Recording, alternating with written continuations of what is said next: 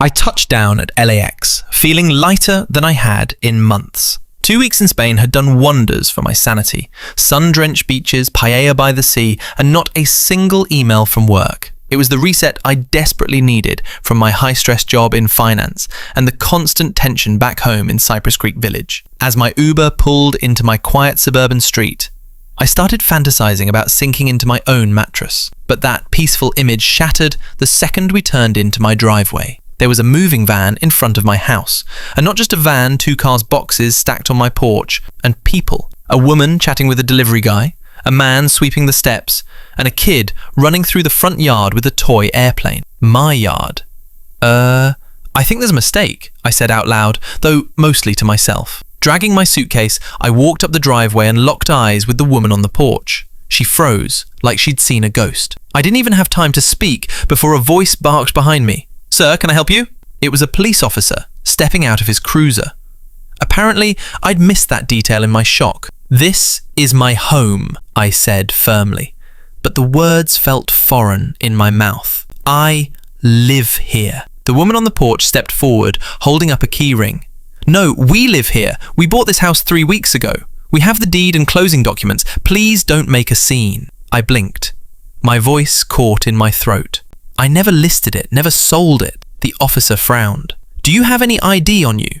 I handed him my passport, the only thing I had on me after the long flight. My hands trembled as I tried to explain. "I've owned this place for 7 years. Everything was in order when I left. Auto payments, mail on hold. I even had my cousin checking in every few days." He didn't look convinced. The officer spoke calmly but firmly. "They've presented legal ownership. We're going to need you to step off the property until this is resolved."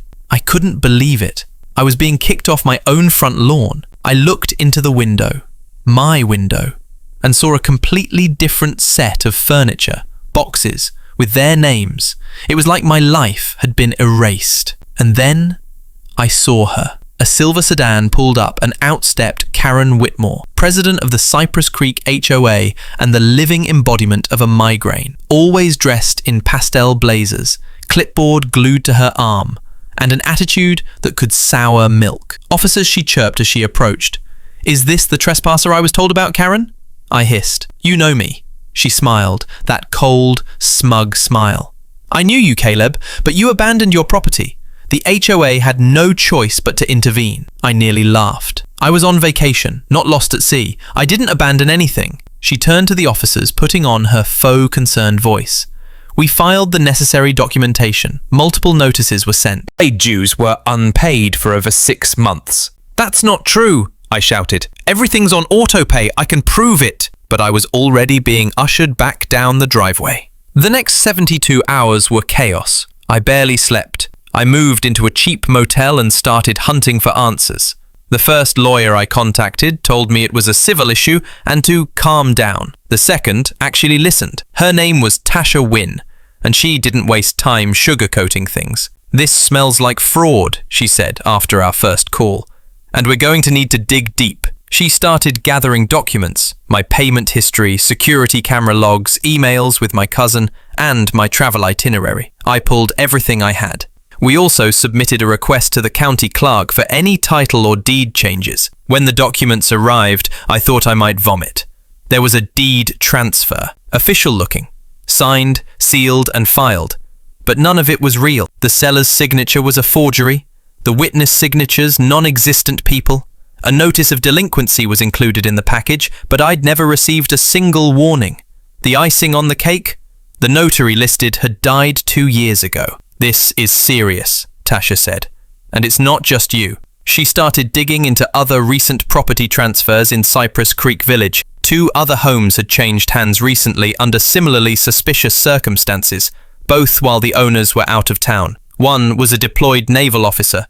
The other had been away caring for a sick mother. It didn't take long to find a common thread.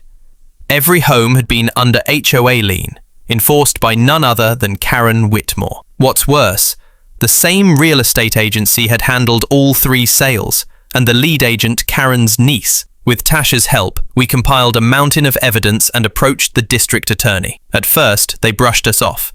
It seemed like a civil matter.